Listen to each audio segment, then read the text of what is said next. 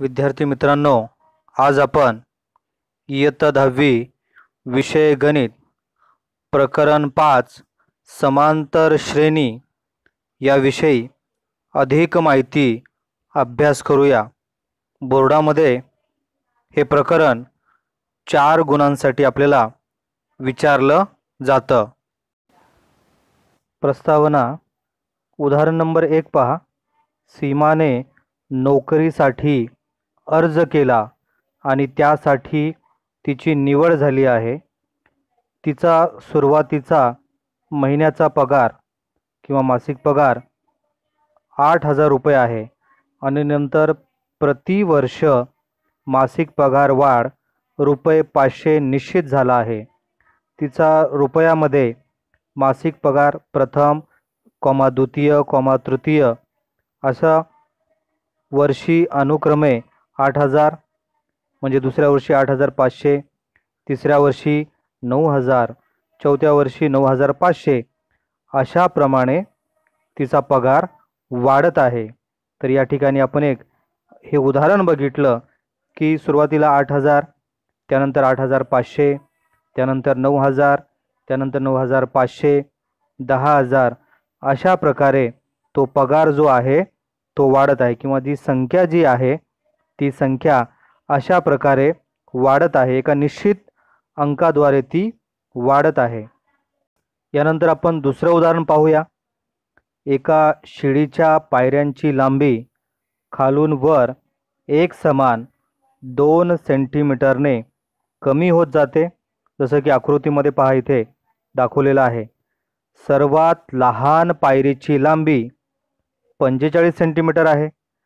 तळापासून टोकाकडे पहिली, त्याच्यानंतर दुसरी, त्यानंतर तिसरी असं करत करत 8व्या पायरीची लांबी सगळी सेंटीमीटरमध्ये आपल्याला दिलेली आहे। अनुक्रमे पहा 45, 43, 41, त्यानंतर 39, 37, 35, 33 आणि 31 म्हणजे प्रत्येक त्या पायरीमध्ये 2 सेंटीमीटरचा अंतर आहे किंवा कमी कमी होत जाते। तर या ठिकाणी सुद्धा एक अंक जो आहे तो निश्चित आहे, म्हणजे तो समान याच्यावरती कमी कमी होत चाललेला आहे। तर विद्यार्थी मित्रांनो, या दोन्ही उदाहरणामध्ये आपण वेगवेगळ्या पद्धती पाहिलो। या पाठामध्ये आपण पुरोगामी पदामध्ये अचल संख्या मिळविल्याने नंतरचे पद मिळते, तर याची आपण या ठिकाणी चर्चा करणार आहोत। यानंतर समांतर श्रेणी हे आपल्याला पाहायचं। या ठिकाणी खाली दिलेल्या संख्यांच्या यादीवर विचार करा। म्हणजे उदाहरण आहे, पहिलं उदाहरण पहा 1, 2, 3, 4 आणि पुढे डॅश म्हणजे श्रेणी संपलेली नाही। दुसरं उदाहरण पहा 100, 70, त्याच्यानंतर 40, 10 आणि ही श्रेणी अजून चालूच आहे। तिसरं उदाहरण पहा -3, -2, -1 आणि 0, परत श्रेणी चालूच आहे। तर विद्यार्थी मित्रांनो, या तिन्ही उदाहरणामध्ये यादीमध्ये प्रत्येक संख्येला आपण पद असं म्हणणार आहोत किंवा पद असे म्हणतात। तर पहिल्या उदाहरणामध्ये पहा प्रत्येक पद त्याच्या मागील पदापेक्षा 1 ने जास्त आहे। म्हणजे 1 च्या नंतर 2, 2 च्या नंतर 3 असं 1 ने तो वाढत होता।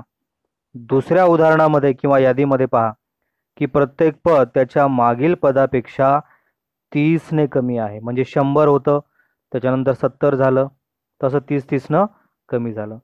तिसऱ्या उदाहरणामध्ये पहा की यामध्ये प्रत्येक पद मिळवण्यासाठी त्याच्या मागील पदामध्ये 1 मिळवा, म्हणजे 1 बेरीज केलं तर आपल्याला दुसरं पद आपल्याला या ठिकाणी मिळायचं। तर आपण तिन्ही उदाहरणामध्ये त्यांचे पद कधी जास्त होतात कधी कमी होतात, तर एका निश्चित अंकानंतर त्यांच्यामध्ये बदल होतो, हे आपण या उदाहरणाद्वारे आपण या ठिकाणी बघितलेलं आहे। तर यावरून आपल्याला मित्रांनो लक्षात येईल की समांतर श्रेणी म्हणजे काय। की समांतर श्रेणी ही ज्यामध्ये प्रथम पद शिवायचे प्रत्येक पद पुढील पदात निश्चित संख्या तयार करू शकेल अशी संख्यांची यादी आहे। ज्याला आपण समांतर श्रेणी असं म्हणतो. या निश्चित संख्येस समांतर श्रेणीचा सामान्य फरक असे म्हणतात. मग हा फरक जो आहे तो धन, ऋण म्हणजे निगेटिव्ह अथवा शून्य देखील असू शकतो. म्हणजे दोन पदामध्ये आपण जो फरक बघितलाय तो फरक धन पण येऊ शकतो, ऋण मायनस येऊ शकतो, किंवा दोन पदामध्ये कधीकधी शून्याचा देखील फरक असू शकतो. यानंतर समांतर श्रेणीचे व्यापक स्वरूप. तर प्रथम पद आपण या ठिकाणी ए म्हणायचं आहे आणि पदामधला जो सामान्य फरक आहे तो डी असेल. तर ए प्लस डी कॉमा ए प्लस 2d अधिक ए प्लस 3d. तर ही श्रेणी n पदापर्यंत म्हणजे अनंत पदापर्यंत आपल्याला काढता येते. या समांतर श्रेणीला खऱ्या अर्थानं समांतर श्रेणीचे व्यापक स्वरूप असे म्हणतात. विद्यार्थी मित्रांनो, समांतर श्रेणी म्हणजे काय आपल्याला कळलेलं आहे. त्यानंतर आपण शांत समांतर श्रेणी म्हणजे काय ते पाहू. तर ज्या समांतर श्रेणीच्या पदांची संख्या निश्चित असते, ठराविक असते, त्यांना शांत समांतर श्रेणी असे म्हणतात. यामध्ये नेहमी शेवटचे पद आपल्याला पाहायला सुद्धा मिळतं. म्हणजे उदाहरणामध्ये पहा 3,6,9 म्हणजे 3 आणि 6 दोघांमध्ये फरक पहा 3चा आहे. 6 आणि 9 मध्ये पहा परत 3चा फरक. तर ही श्रेणी असं 3-3च्या फरकाने वाढते.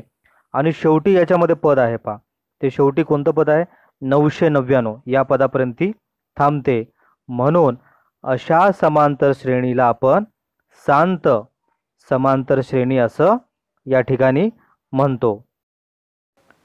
यानंतर अनंत समांतर श्रेणी. जसं शांत आहे त्याप्रमाणेच अनंत पहा. ज्या समांतर श्रेणीमध्ये पदांची संख्या अनिश्चित असते त्या समांतर श्रेणीला अनंत समांतर श्रेणी असे म्हणतात. आणि या श्रेणीमध्ये शेवटचे पद आपल्याला दिसत नाही किंवा नसते. उदाहरण पहा म्हणजे तुम्हाला अधिक चांगलं समजेल. उदाहरणामध्ये 4,11,15 म्हणजे 4 आणि 11 मध्ये फरक पहा, बरोबर. त्याच्यानंतर 11 आणि 15 मध्ये फरक पहा, बरोबर. किंवा 15 आणि 25 मध्ये फरक पहा. हा फरक जो वाढतोय किंवा ठराविक नाही किंवा अनिश्चित फरक आहे. आणि हा अनिश्चित फरक पुढे वाढतच जाणार आहे किंवा जर शेवटचं पद आपल्याला माहिती नाही. म्हणून याला म्हणजे पद संख्या आपल्याला अनिश्चित असल्यामुळं या श्रेणीला आपण अनंत समांतर श्रेणी असं म्हणतो.